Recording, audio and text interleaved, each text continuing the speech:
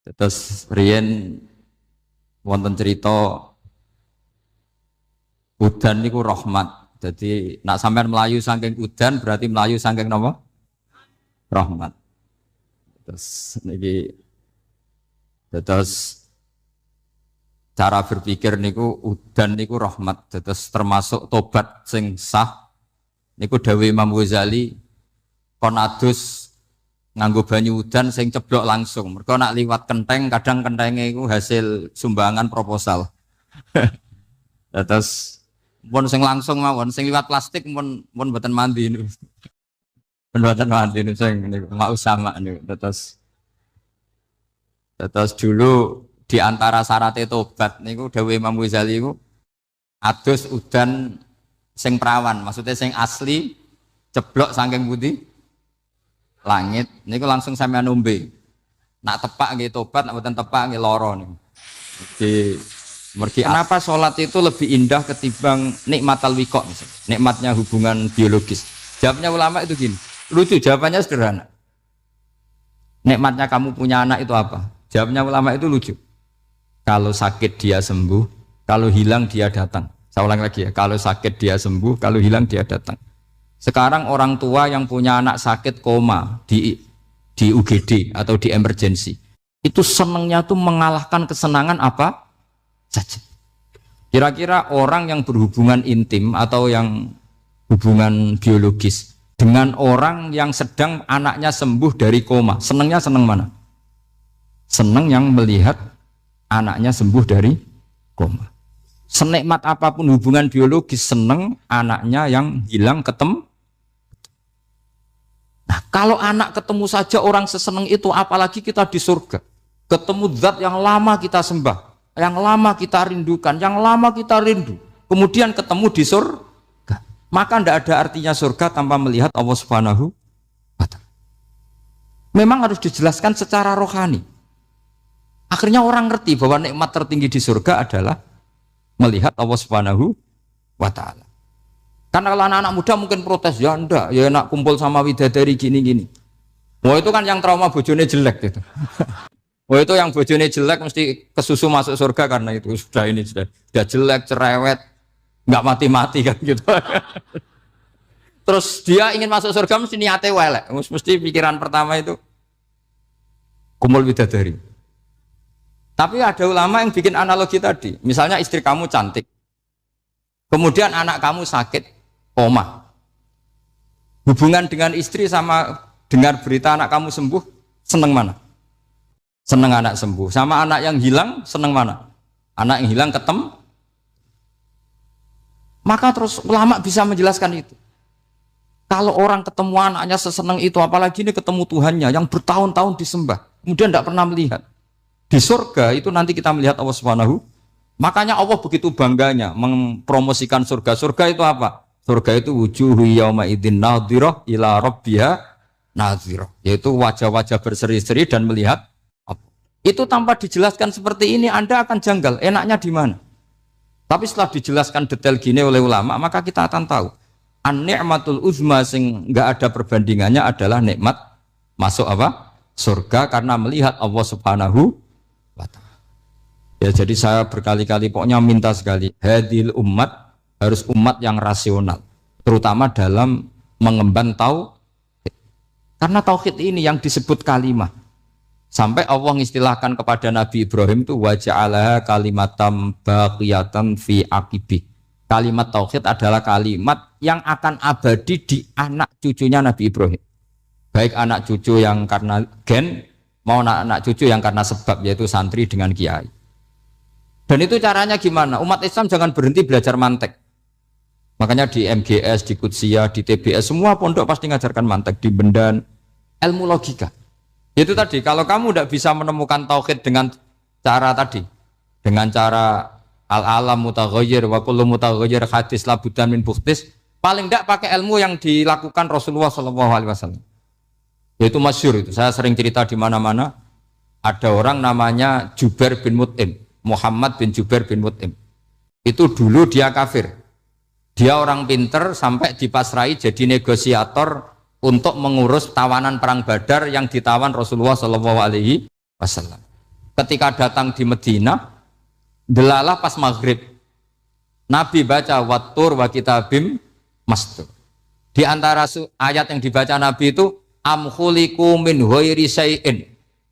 Masa manusia sebanyak ini kemudian mereka diciptakan oleh ketiadaan. Min ghairi syai'in itu oleh ketiadaan. Masa alam raya yang wujud ini, alam raya yang punya eksistensi ini kemudian penciptanya adalah ketiadaan. Padahal wal adamu la yakhluqu wa la yu'assiru wa la kadza wa kadza. Tentu sesuatu yang tidak ada itu tidak bisa dikatakan sebagai pencipta. Wong enggak ada, jadi faktor saja enggak mungkin apalagi jadi pencipta. Itu Nabi habis sholat langsung beliau sungkeman, ya Muhammad, saat ini juga saya iman. Karena logika yang dibangun ayat yang kamu baca itu menghabiskan semua logika saya. Intinya logika tauhid itu akan mengalahkan semua teori non tauhid. Itu yang disebut bal naqdhifu bil haqqi 'alal batili fayadmaghuhu fa idza huwa zahid. Kebenaran tauhid itu akan menghancurkan kekuatan apa saja. Fayadmaghuhu itu di tafsir Tobari disebut dorbatan tasujud dimah. Satu pukulan sing sampai menjadikan otak itu hancur. Lainnya disebut damagho, dimah itu maknanya otak.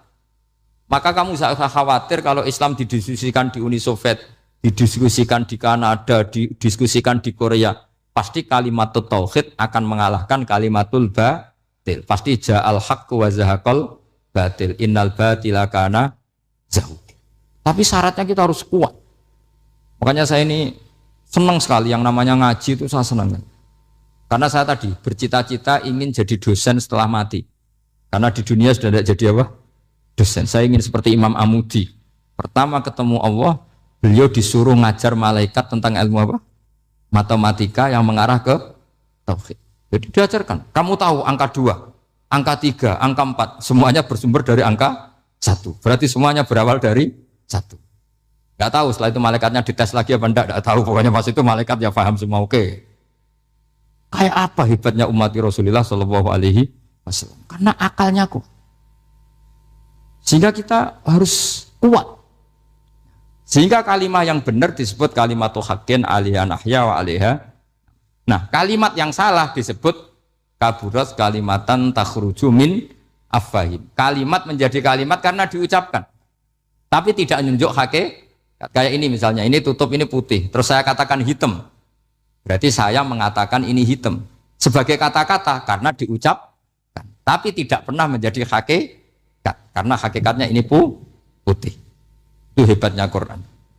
Makanya Quran kalau gojlek orang kafir itu, gojlek orang kafir itu disebut apa? Kaburas kalimatan takhruju min afwahim. Tapi untuk kalimat tauhid dikatakan apa? Yusabbitu walladzina amanu bil qaulif tsabit fil hayatid dunya wa fil akhirah. Sebagian disebutkan wa ja'alaha kalimatam baqiyah. Kenapa kalimat tauhid itu kalimat yang abadi? Karena Allah sebagai Tuhan di dunia juga sebagai Tuhan di akhirat dan selalu Tuhan pada masa yang tidak terbatas. Itu disebut wa ja'alaha kalimatam baqiyah. Kemudian umatnya Nabi mengganti kalimat yang gampang. Allah punya sifat baqo, punya sifat akhir. Maksudnya akhir itu la akhiralah. Terus semuanya. Yang faham ya alhamdulillah, yang enggak faham dikon ngapal wujud kidam baqo mukhalafatul khawadisi qiyamuhu binafsi wahdaniyat kudrat irut. Wes paham. Langkok sing rada alim terus roh bedane iki sifat ma'ani iki maknawiyah. Cara Mu'tazilah ngene, cara ahli sunnah ngene. Wah itu sudah kejlimetan baca. Sementing pokoknya wujud hitam.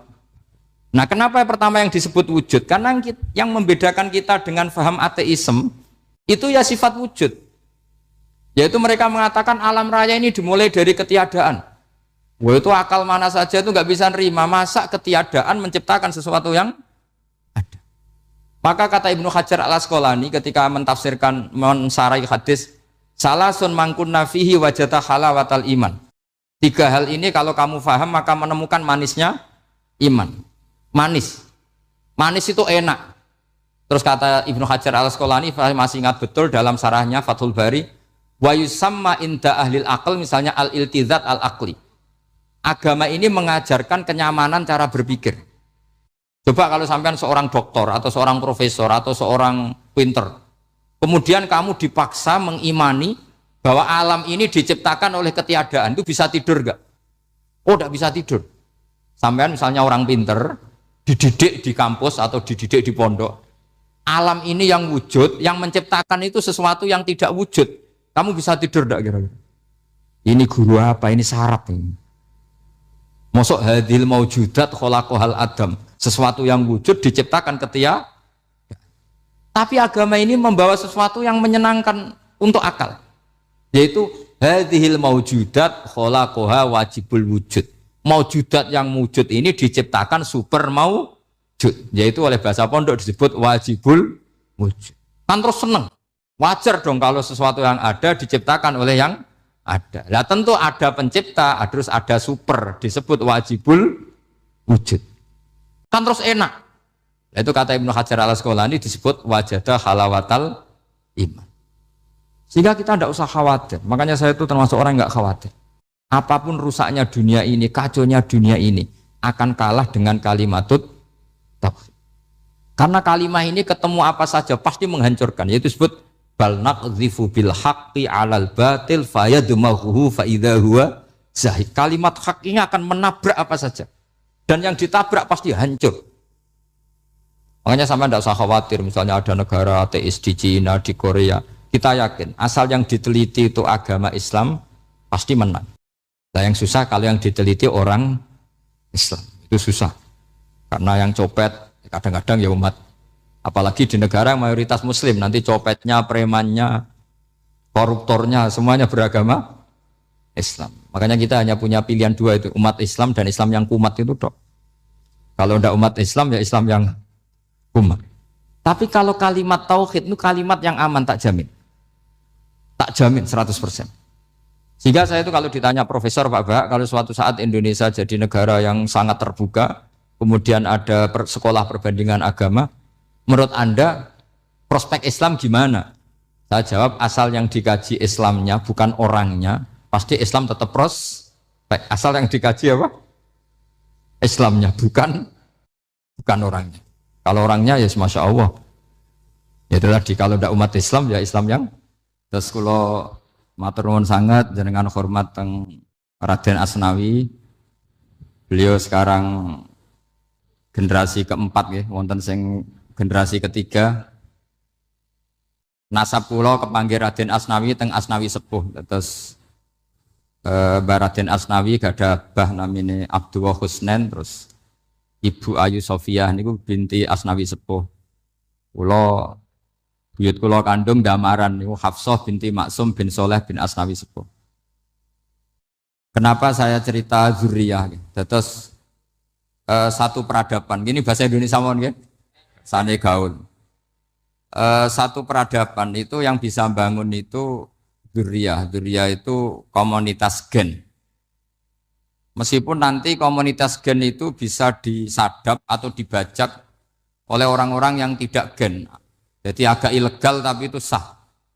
Karena sampean bisa misalnya kalah nasab sama saya, misalnya bilang nanti ketemu di Nabi Adam saja Gus gitu. Nanti pasti kita ketemu di siapa?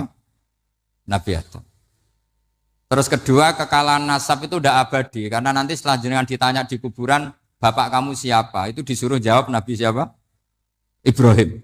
Terus kekalahan nasab sampean nanti berakhir di kuburan karena nanti dijawab siapa bapak kamu, disuruh jawab siapa?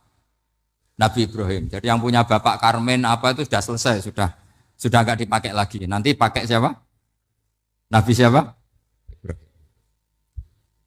Nah, kenapa saya cerita bahwa nasab gen itu akan disatukan oleh satu visi ilmiah yang objektif. Gini ku dawe Nabi Yusuf, wattaba'tu millata abai Ibrahim wa Ishaq wa Yaqub. Terus dawe Nabi Yusuf, maka nalana an nusyrika billahi min syai'. Jadi saya ngikuti leluhur saya. Ini dengerin ya, saya ngikuti leluhur saya, yaitu Nabi Yakub bin Ishak bin Ibrahim. Leluhur saya itu siapa?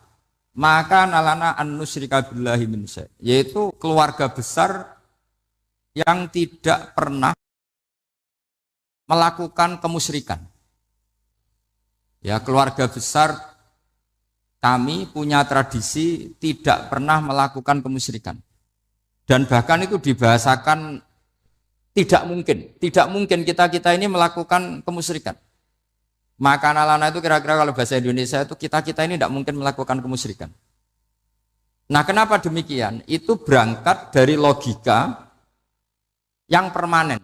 Disebut yusabbitu Allahu alladziina aamanu bil qouli tsabiti fil hayatid dunya wa fil akhir. Logika permanen itu begini misalnya. Kita ini kan hidup dari bapak dari ibu terus sampai Nabi Adam. Kemudian setelah Nabi Adam ini berakhir, kemudian kita mau tidak mau berpikir Nabi Adam itu siapa? Terus diterangkan ternyata Nabi Adam itu satu makhluk hidup yang mulanya dari tanah. Lewat wahyu Allah, lewat titah Allah kun kemudian jadi manusia yang bernama Adam. Sebelum Adam ada bumi, ada langit, ada cakrawala macam-macam. Kemudian itu kita rumuskan lagi, asal usulnya adalah tidak ada. Adamiyun makhdun. Akhirnya kita tahu bahwa alam raya ini diwujudkan setelah dari tidak ada. Nah tentu terus kita berpikir, dari tidak ada menjadi ada itu pasti penyebabnya adalah sesuatu yang ada. Nah yang ada itu disebut wajibil wujud. Karena wajibil wujud ini wujud sendiri, nggak ada saingannya. Karena Allahu wala syai'amahu, Allah ada dan tidak ada pesaingnya. Maka kita ini berpikir nggak mungkin ada kekuatan manapun yang menyamai Allah. Sehingga nggak ada Yesus mungkin menyamai Allah, nggak ada Fir'aun, nggak ada Lata, nggak ada Uzza. Makanya disebut maka nalana an nusyrika billahi min syai'. Kita ini tidak mungkin melakukan kemusyrikan. Sama tidak usah tanya saya, Gus, tapi orang menjadi musyrik itu kan mungkin. Jawabannya itu tetap nggak mungkin. Kemusyrikan itu satu teori yang nggak mungkin. Tapi kalau orang musyrik itu mungkin. Memang agak dilibat. Tapi karena kita kenal perhatian Islam itu dari situ. Saya punya banyak kitab beliau. Mungkin saya termasuk pernah dulu yang membawa kitab beliau banyak ke Korea. Saya itu beli pesolatan tuh bukan 1-2 sampai 2 kerdus, 3 kerdus. Itu mulai dulu, mulai saya ngiai sampai sekarang. Tak bawa ke Sragen, ke Solo Tigo, termasuk tak bawa ke Korea. Jadi mungkin ya ini GR saya ngaji di sini itu barokahnya jualan pesolatan. Tapi bukan jualan yang cari laba enggak, karena tak gratiskan, tapi itu dagang akhirat lah kira-kira gitu. Jadi kalau saya masuk neraka kita ora pantes wong bakul pesolatan kok masuk neraka gitu. Kayak itu enggak pantes itu. Karena saya termasuk orang ya yang cara berpikir itu optimis. Dulu di sini ada orang alim alama namanya Raden Asnawi. Terus kemudian sejarah agak berpolemik, ada yang mengatakan beliau itu muridnya Syekh Nawawi, ada yang mengatakan tidak. Apapun itu yang saya yakini adalah beliau ya saling istifadah lah, saling bermanfaat bagi Syekh Nawawi Banten. Saya punya catatan sejarah banyak tentang Raden Asnawi karena guru-guru kita itu akan ketemu di Syekh Nawawi Banten. Yaitu kita tahu misalnya saya ngaji Mbah Mun ngaji Mbah Zubair misalnya ngaji Syekh Fakih Mas Kumambang, ngaji Mbah Mahfud, terus ngaji Sayyid Abi Bakar Sato, terus ngaji Sayyid Zaini Dahlan. Kalau keluarga sini mungkin misalnya Gus Hafid, Mbah Niam, Mbah Zuhri, terus Raden Asnawi. Raden Asnawi kita tahu nikah dari istri mudanya Syekh Nawawi, yaitu Nyai Hamdana. Saya sering diceritani Mbah Mun, terus Nyai Hamdana punya anak yang namanya Zuhriyah dari Syekh Nawawi. Kemudian setelah dinikahi Raden Asnawi punya anak namanya Zuhri, Minan, Niam, terus sampai ke Gus Hafid, Hafid bin Niam. Kenapa saya cerita ini? Karena kealiman itu adalah sesuatu yang dibanggakan Allah. Imam Amudi itu ulama ahli matematika. Jadi ada ulama itu ahli matematika. Dia nggak pernah ngajarkan pesolatan, zakat, sholat, tapi dia ngajar matematika. Kemudian dari matematika itu beliau menjadi ahli tauhid. Sehingga nanti mungkar nakir itu gak akan tanya dia marabbuka wa manabuka, karena dia punya rencana. Yang ngajar tauhid itu saya katanya.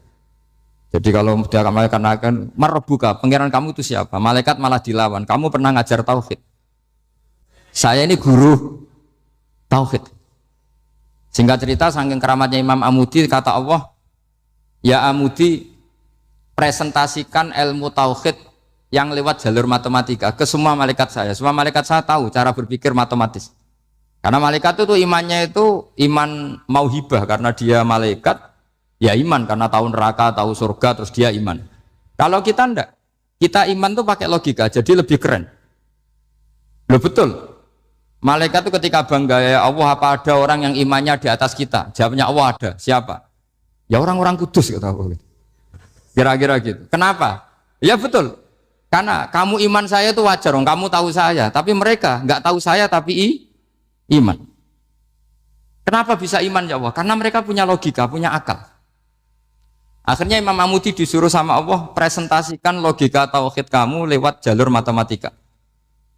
Malaikat disuruh dengerin semua, Isma'u ya malaikati, ini mimpinya wali.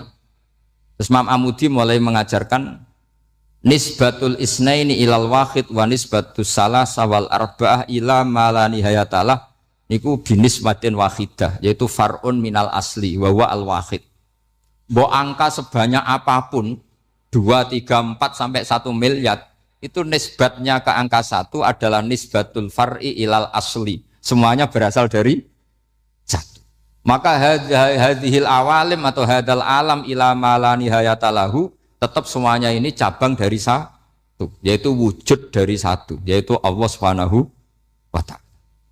Sehingga semenjak itu ditiru sekian ulama. Akhirnya malaikatnya mantuk karena kepastian kalau Allah satu yang diyakini malaikat itu sepasti logika yang dibangun orang-orang manusia ini, padahal tidak ngerti Allah Subhanahu wa ta'ala karena pakai akal. Sehingga di pondok itu orang harus ngerti mantek. Orang mantek itu ilmu yang jelimet tapi menyenangkan. Biasanya sing sinau ambek rokokan, sawangannya kayak filosof. Jadi paling gak agak paham dia alasan. Penting nikmati rokok, tapi pikir nikmati pemikirannya, ternyata nikmati rokok. Kayak kemarin saya datang ke resepsinya Gus Agil. Saya itu tertawa terus. Karena dengerin Habib Mutahar. Saya membaca bahayanya rokok. Setelah tahu bahayanya saya berhenti membaca. Tak pikir itu kan setelah tahu bahayanya saya berhenti merokok. Ternyata enggak. Saya baca bahayanya apa? Merokok. Setelah saya baca, maka saya berhenti membaca. Gitu. Bukan berhenti merokok. Itu ilmu kelas tinggi seperti itu harus mantap. Pernah beliau ditegur dokter, Beb, kalau rokok terus nanti mati. Tenang saja, saya masih bawa korek. Dikira itu kan orangnya yang mati, ternyata beliau enteng saja. Santai aja dok, saya masih bawa korek. Jadi saya bukan nyarankan santri rokok, tapi orang rokok itu memang punya logikanya sendiri. Kalau Banafek Hajen itu masih pernah bahas saya juga. Karena Banafek juga turunan Mbah Mutamakin. Hak, rokok itu haram tau ora? Nak cara kula darani haram sebuti bah. Lah iya, nak haram ya bener aku. Mulane tak obong, barang haram apike diobong. Jadi saya tuh gak, saya sama orang-orang sepuh itu tidak pernah menang. Jadi apa ya? Mereka itu orang yang sudah lama gimana ya? Mau dikatakan bulat itu ya, tapi memang nggak pernah kalah mereka. Ada satu kiai, masih misananya Mbak Nafek. Ini rokok 2 katanya. Bagi yang nggak ngerokok berarti membiarkan 2 haram masih. Bagi yang merokok berarti mengurangi haram. Kalah lagi saya. Jadi saya tuh pernah dibully 2 mbah saya. Karena 2 mbah saya ini rokok semua. Akhirnya saya sing nom ngalah gitu. Karena saya tidak mungkin bilang sing waras ngalah karena kalah sepuh gitu. Jadi ya sudah, mau tidak mau harus bilang sing nom. Tapi yang penting itu kita mendengar. Jadi ternyata sepinter-pinternya kita itu mesti kalah pinter sama yang sepuh-sepuh itu. Jadi kalau tahu bahayanya rokok lewat membaca ya harus berhenti merokok. Berhenti membaca katanya. Nah malaikat ini cerita lagi malaikat. saya memang dari awal niat hormat Raden Asnawi karena buyut-buyut beliau itu ketemu di buyut saya. Saya ini turunan Mbak Asnawi sepuh. Terus cuma buyut saya itu nikah Lasem, terus saya keceluk cucunya keluarga Lasem. Sebenarnya saya juga cucu Kudus. Tapi terus alhamdulillah sekarang kembali karena buyut saya menyuruh saya ngajar di Damaran, terus sampai sekarang saya ngajar di Damaran. Tapi buyut saya itu masih lahir di Damaran. Namanya Mbak Hafsah, itu Hamsah binti Maksum bin Soleh bin Asnawi sepuh. Sama seperti nasab di sini Raden Asnawi, Mbak Abdul Husnan, terus Nyai Ayu Sofiyah, terus Mbak Raden Asnawi. Saya mau cerita, jadi ilmu itu lebih keren kita. Sehingga Rasulullah SAW pernah ngendikan, saya ini rindu sekali li ikhwani. Kata Nabi itu ikhwani. Kata sahabat bilang, alasna ikhwanaka ya Rasulullah. Bukankah kita ini saudara kamu? Saudara engkau ya Rasulullah. Tidak, antum ashabi, kamu itu sahabat saya. Siapa teman-teman kamu itu ya Rasulullah? Yaitu kaumun yang tidak melihat saya, kemudian iman kepada saya. Jadi mereka seperti kita semua di Kudus ini tidak melihat Rasulullah SAW, tapi iman sama Nabi. Dan ketika malaikat yubahi bikum malaika, Allah bangga dengan malaikatnya, membanggakan kita. Sampai malaikat tuh sentimen, kok bisa ya Allah? Ya karena tadi, kamu iman sama saya wajar, karena kamu melihat surga, melihat neraka, melihat aras. Sementara orang Kudus coba ngelihat apa? Paling simpang 5, apa simpang 7 itu. Tapi imannya nggak kalah dengan malaikat. Kenapa nggak kalah? Karena tadi kita diajarkan bahwa nisbatul isnaini wassalasah wal arba'ah ila ma la nihayatalaha itu sama-sama nisbatul far'i ilal asli. Tetap yang asli adalah angka 1. Jadi nggak mungkin aslu hadhil asya nggak dari Allah itu. Nggak mungkin. Tetap dari zat yang 1. Kemudian tentu ini bukan nisbatul walad ilal walid, anak ke bapak tentu enggak. Tapi nisbatul khaliq sama makhluk. Tapi apapun itu pasti 1. Sehingga Imam Amudi akhirnya masuk surga lewat jalur itu. Tidak usah lewat pertanyaan man rabbuka wa man nuka. Kelasnya disuruh ngajar malaikat. Saya punya rencana jadi pengajar malaikat nanti itu kan. Jadi orang-orang Kudus yang dapat barokahnya Raden Asnawi nanti jangan mau kalau ditanya man rabbuka wa man nuka. Kelasnya itu harus apa? Jadi gurunya malaikat. Karena bapak kita Nabi Adam itu keren. Nabi Adam itu adalah orang yang disuruh Allah dipresentasikan, dibanggakan Allah di depan para malaikat. Ketika ada malaikat yang agak hasut, tapi itu tidak malaikat papan atas, malaikat yang kebanyakan. Itu kan agak gak terima Nabi Adam jadi apa? Khalifah. Sampai malaikat ini usul ataj'alu fiha mayufsidu fiha wasfikut. Makanya kalau saya protes sama malaikat itu malaikat yang ini, bukan Jibril sama Israel. Kalau protes Israel bahaya. Bisa dihabisin. Saya pernah ditanya seorang kiai, Gus jenengan gojlok malaikat kok berani? Ya karena malaikat yang jenis ini pernah gojlok Nabi siapa? Adam. Enggak percaya kalau Nabi Adam itu layak mimpin sampai protes ataj'alu fiha may yufsidu fiha wasfikut. Tapi apa yang terjadi? Allah mengajarkan satu ilmu di Nabi Adam kemudian disuruh meresentasikan. Qala ya Adamu ambihum bi asmaihim. Adam, coba kamu presentasikan ilmu kamu. Setelah Nabi Adam fasih mempresentasikan ilmu, kata Allah, kamu bisa enggak sepinter Nabi Adam? Enggak bisa ya Allah. Makanya sudah saya bilang, ini a'lamu malah. Saya lebih tahu siapa yang layak mimpin. Jadi layak mimpin itu pertama harus kuwatul ilm. Ilmunya itu harus kuat. Nanti saya akan cerita hubungannya Raden Asnawi dengan Syekh Nawawi. Apa itu hubungan teman, apa murid guru, itu memang masih jadi polemik sampai sekarang. Kalau saya ya keyakinan saling istifadah. Ini bahasa netral, tidak murid guru tapi saling apa? Istifadah. Kata Syekh Nawawi dalam tafsir Munir itu, ilmu itu nomor 1. Sehingga beliau setiap ada ayat fa inna hizballahi humul ghalibun, beliau pasti menafsiri bil hujjah wal barohin la bis saulah. Saya masih ingat betul takbirnya, memang saya hafalkan. Tapi bukan untuk modal pidato, bukan modal sebagai wong alim. Kalau pidato gampang. Pidato itu semua orang bisa. Kalau jadi orang alim itu tidak gampang. Lebih susah lagi wong alim berpidato. Itu kalau nggak pernah mbah saya tidak mau. Karena memang saya terkenal nggak suka pidato. 1 memang nggak bisa. Nomor 2 tidak ingin. Nomor 3 ya rugi. Karena pidato itu nasib-nasiban ini. Kalau nasib baik kamu tidak paham itu, wah Gus Ba ilmunya tinggi sehingga kita tidak paham itu kalau nasib baik. Kalau nasibnya ada baik, nak ngendikan bulat sama itu tepat-tepakan. Dan Syekh Nawawi itu benar, Raden Asnawi juga benar, semua guru-guru kita benar. Karena agama ini sebetulnya bukan masalah negara, tapi masalah logika yang sehat. Uni Soviet itu pernah mengkooptasi Uzbek, Ceknya, Tajikistan. Itu 100 tahun. Orang dipaksa ateis. Tapi orang-orang Uzbek, saya sering ketemu ulama Uzbek, kadang ketemu di Korea, kadang di Malaysia. Orang-orang Uzbek itu punya basement di bawah tanah. Kemudian di bawah tanah ini mereka ngajarkan tauhid. Ngajarkannya ya gampang. Misalnya ini sesuatu yang ada, ya ini.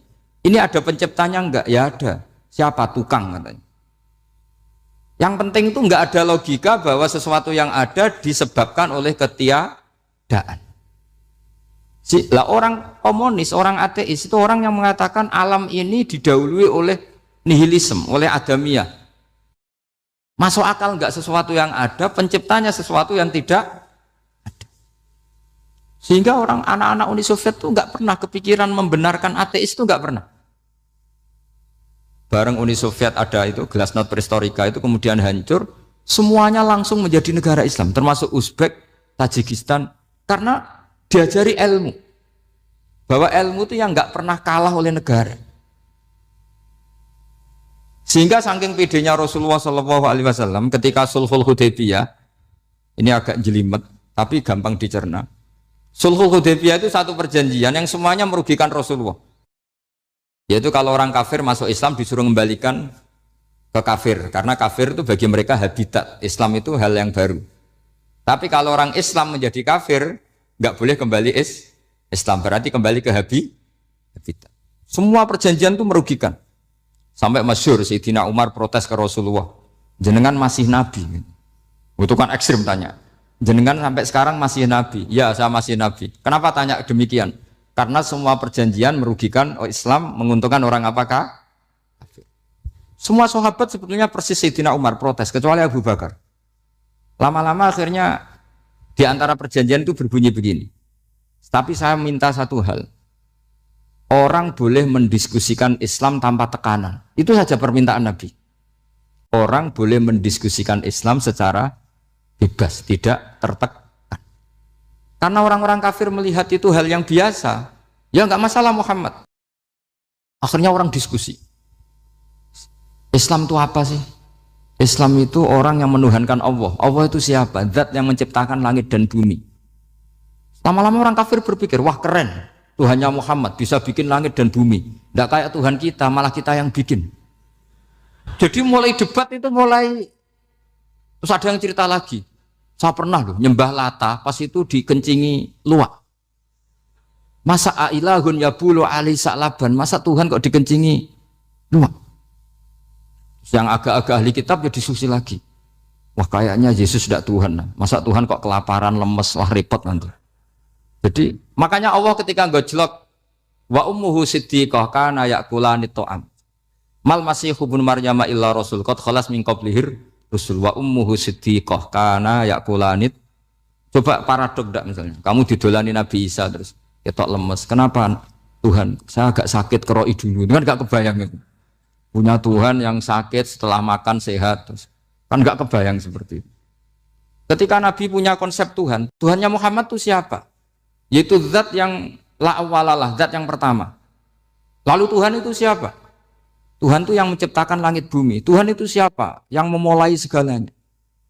Lama-lama mereka berpikir, wah kalau gitu yang benar itu Islam.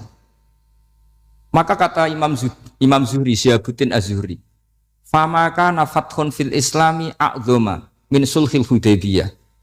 Innamaka nasu yatafaduluna fil hadis wal munaza'ah. Semua teks riwayat itu ada kata wal munaza'ah.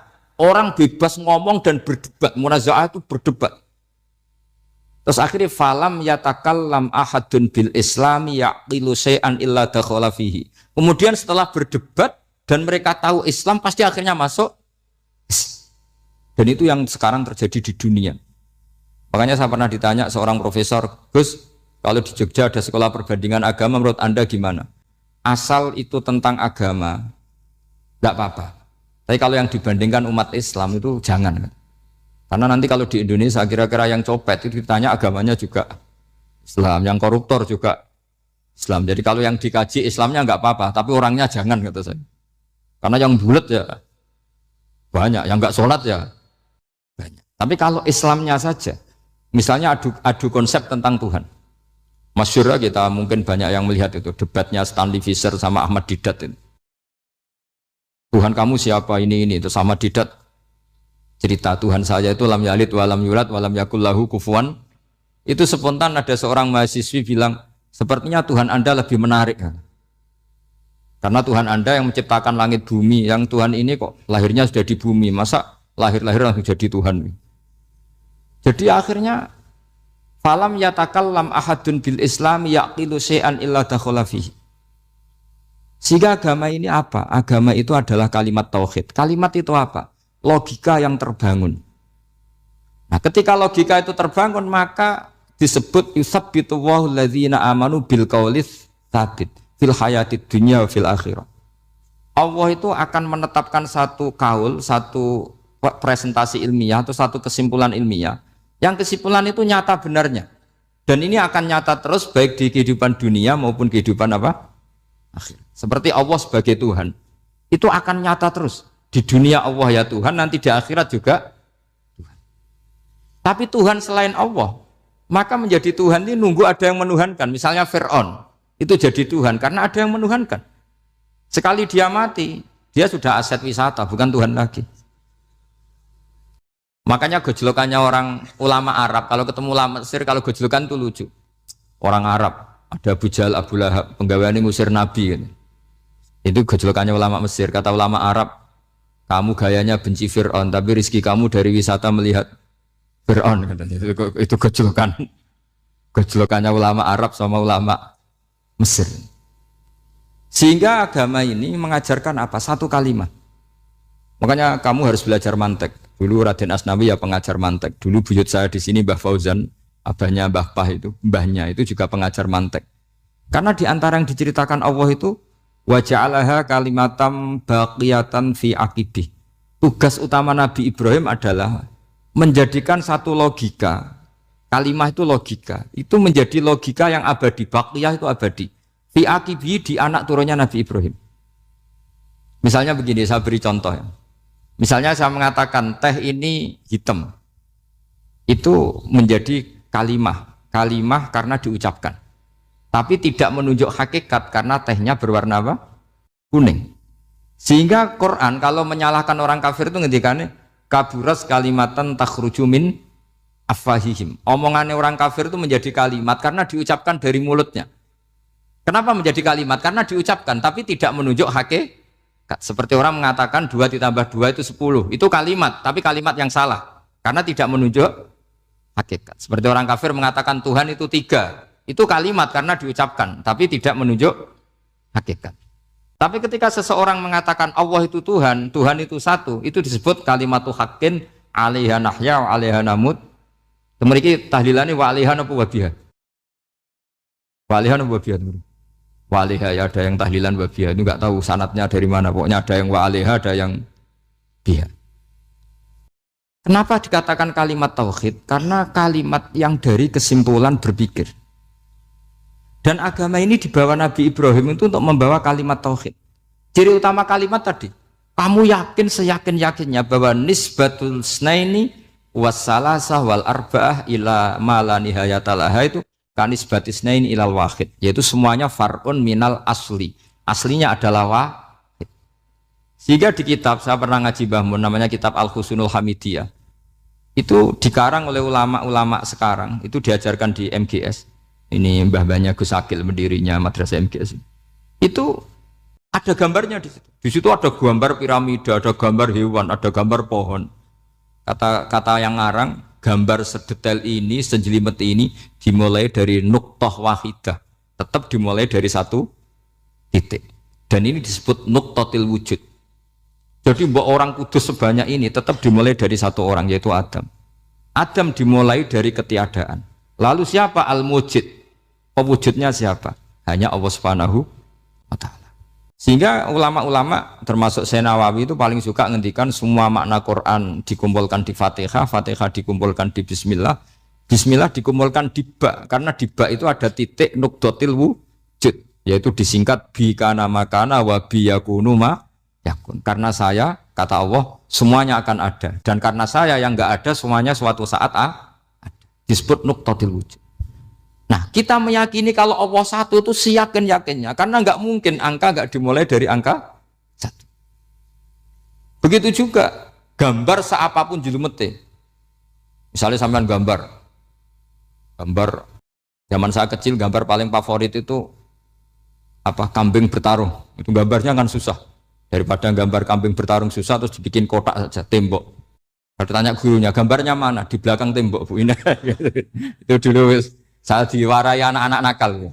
Jadi semua satu gambar itu disuruh gambar harimau, yang satu disuruh gambar kambing bentrok, yang satu disuruh gambar matahari, semuanya kotak semua. Ini itu Bu, gambarnya di belakang apa? Tembok. Maka nggak kelihatan kata itu. Jadi gurunya kalah cerdas. Yang guru itu sebenarnya nggak pernah menang, karena murid itu lebih pinter. Itu teman saya dulu kalau ngaji itu, kalau tes itu ngerpek, baca. Gurunya marah, kamu tes kok baca? Enggak ngerpek Bu, ini belajar di kelas. Katanya belajar kapan saja, di mana saja. Acuh. Jadi apa ya, orang itu kadang yang salah itu lebih masuk akal kadang-kadang ini. Saya teruskan ya supaya ini dapat barokahnya Raden apa? Asnan. Saya mohon sekali ya, kalimat haqqin itu harus kamu jaga. Caranya jaga ya tadi. Kalau kamu tidak bisa ilmu mantek, misalnya al-alam mutaghayyir wa kullu mutaghayyir hadis la budda min muhdits, itu kenjelimetan. Pakai saja teori umum bahwa gambar apapun jelimetnya itu dimulai dari satu titik. Karena nggak bisa, nggak dimulai dari satu titik, tidak bisa. Maka alam apapun jumlahnya nggak terhingga, tetap dimulai dari al-wahidul qahar, yaitu satu titik. Yaitu dalam konteks tauhid tentu itu Allah Subhanahu wa ta'ala. Sehingga Nabi Ibrahim itu orang paling sukses bikin waja'alaha kalimatam baqiyatan fi aqibi. Terus Nabi Muhammad begitu, sahabat begitu, sampai kita sekarang diajari ilmu mantek. Ilmu mantek itu logika yang enggak terbantahkan. Karena mau tidak mau. Kata Imam Syafi'i, fa innal uqula muttarratun ila qabulil haq, karena akal akan dipaksa menerima kebenaran. Dan itu yang terjadi di Uni Soviet. Dikooptasi 100 tahun untuk berfaham ateis, dilawan oleh ilmu, tetap menanamkan ilmu tauhid, ilmu mantek. Ketika Uni Soviet secara politik runtuh, semuanya menjadi muslim, termasuk negara-negara yang dulu dikooptasi. Maka kamu tidak usah kecil hati di Indonesia, apapun rusaknya negara ini, asal kita cara bertauhid benar, insya Allah tetap meninggal husnul khotimah. Karena sudah janjinya Allah, yusabbitu walladzina amanu bil qaulis tsabit. Sing jelas itu nomor satu tuh al qaulis tsabit. Memang itu logika yang masuk akal. Jadi jangan kira semua orang ditanya marrob, bukan, ndak. Banyak ulama yang enggak ditanya, masyhur itu dalam cerita keramat-keramat. Ada guru tauhid ngajarin tauhid. Setelah ditanya mungkar nakir, Imam Malik datang. Kamu nanya ini, man rabbuka man nabiyuka, kamu tahu ini guru Umul Barohin yang tukang ngaji tauhid. Guru tauhid kok ditanya apa? Tauhid. Malaikatnya enggak jadi tanya. Dan saya percaya cerita-cerita seperti itu karena secara umum itu ala inna auliya Allahi la khaufun alaihim wa lahum yahzanun lahumul busyra fil hayatid dunya wa fil akhirah. Artinya kalau wali itu kok ditanya mungkar nakir berarti ngalami ketakutan. Karena di situ kan digambarkan mungkar nakir itu sewangar, bawa godam. Kalau yang tanya nggak bisa dipukul sampai ajur sak walang-walang. Pokoknya ceritanya kan seru seperti itu. Berarti kalau betul begitu terus ayat la khaufun alaihim wa lahum yahzanun kayak apa? Makanya dalam kitab Nashihul Ibad itu ada cerita ini. Sampean boleh nggak sependapat dengan saya, tapi semoga nasib sampean nanti digebuki malaikat. Karena orang itu akan mengalami seperti yang dirasakan. Ana indadzoni abdibi. Saya tidak bayangkan akan mengalami itu. Makanya saya ini ngajar tauhid terus. Paling tidak kalau ditanya marbuka mana buka, sampean tahu profesi saya. Saya ini pengajar tauhid. Dan biji saya 9. Dulu saya di MGS, kalau ada teman bijinya tauhid kok 4, segala ahli swarga, tauhidnya jeblok. Dari kalau bijinya 4, segala ahli swarga, tauhidnya apa? Jeblok. Tapi yang bijinya 9, ahli swarga, tauhidnya itu Saya dulu bijinya 9. Terus 9 terus sampai tamat. Karena nggak ada biji 10. Karena kalau 10 itu kan terlalu sempurna, nggak baik lah manusia kok sempurna gitu. Jadi sudah 9 aja kan. Tapi sebetulnya pantasnya ya dapat 10. Bemergo saake, bemergo tenan enggak tahu saya. Di Nasaihul Ibad itu ada cerita gini dan saya percaya itu. Di sarahnya itu. Juga di sarah apa itu yang disarai Syekh Nawawi itu. Pokoknya saya kalau ingat Raden Asnawi pasti ingat Syekh Nawawi. Saya tidak memastikan apa murid guru apa saling istifadah, yang jelas itu teman dekat, teman fil ilm. Sayyidina Ali itu pernah minta kasyaf sama Allah. Saya percaya tidak semua orang alami marbuka ditanya itu. Ya Allah, saya minta kasyaf itu ngerti alam gaib. Ingin tahu Umar. Jadi diam-diam Sayyidina Ali itu ya mangkal sama Sayyidina. Wong kok kerasingon. Angger wong kok tahu disentak. Jajal wani nyentak malaikat tora itu kata Sayyidina. Jadi dia minta kasyaf karena kenangannya dia melihat Umar itu semua orang pernah disentak sama Sayyidina Umar itu. Sayyidina Ali minta kasyaf. Ya Allah, saya ingin melihat Umar menghadapi mungkar nakir. Masih garangkah apa enggak? Itu tidak. Minta kasyaf. Pas kasyaf beliau bangun dari kubur, duduk. Dilihat sama Sayyidina Ali ini ngalami kasyaf. Sama ndak usah tanya. Ndak wali kok tanya. Ya sudah pokoknya percaya aja. Akhirnya malaikat mungkar nakir datang. Itu di situ digambarkan matanya itu kalkidril mughalla, kayak apa itu? Panci yang dibakar. Wah, so seru. Sumpah Sayyidina Ali. Baru ini kamu akan takut gitu. Tapi ternyata enggak. Umar bangkit disewentak orang tua itu. Kamu tahu menghadapi siapa? Yang sopan. Oh, ada sontak. Kaget malaikatnya itu karena enggak pernah ngalami disentak. Mungkin itu pertama. Kaget. Memangnya kamu siapa? Saya ini teman kekasih Tuhanmu. Saya yang diandalkan temannya sebenarnya bukan dia. Ana sohibu habibillah. Saya ini temannya kekasihnya Allah. Jadi dia ngandalkan temannya sebetulnya, bukan ngandalkan dirinya. Oh, kamu temannya Nabi Muhammad? Iya, saya Umar, temannya Nabi Muhammad. Kamu harus hormat sama temannya kekasih Allah. Terus mulai itu. Akhirnya matur Allah. Ya Allah, apakah prosedur seperti ini bisa dinego? Sama Allah. Oh iya katanya. Kamu kalau menghadapi kekasih saya ya jangan seperti itu katanya. Semenjak itu beliau sopan santun, dua mungkar nakir itu. Jadi ini berita gembira. Jadi sebetulnya itu enggak. Tapi kita ini kan enggak punya nyali nyentak mungkar nakir. Semoga dengan gelar kita doktor tafsir, doktor tauhid gitu. Atau paling enggak guru kudsiyah tauhid gitu. Atau siswa terbaik dalam materi tauhid. Itu harus kamu bawa status. Jadi sehingga nanti ini saya ranking 1 tauhid, masa masih ditanya marbuka waman nabi. Dan itu menurut saya sah. Sama nggak usah protes takbirin tiga, susah usah takbiran. Pokoknya takbirnya adalah wali-wali itu la khaufun alaihim walahum. Ya, mereka tidak akan mengalami ketakutan baik kehidupan dunia maupun kehidupan akhir. Bahkan para malaikat itu mengatakan ke wali-wali nahnu awliyaukum fil hayatid dunya wa fil akhir. Kita ini teman kamu, saudara kamu, mitra kamu. Masa mitra kok nutui itu kan nggak fair. Dan menurut saya paling efektif itu apa? Kamu harus punya rumus tauhid kayak Imam Amudi menemukan Tuhan. Imam Amudi itu menemukan Allah itu lewat ilmu matematika. Dan itu Allah saking senengnya disuruh ngajari para malaikat.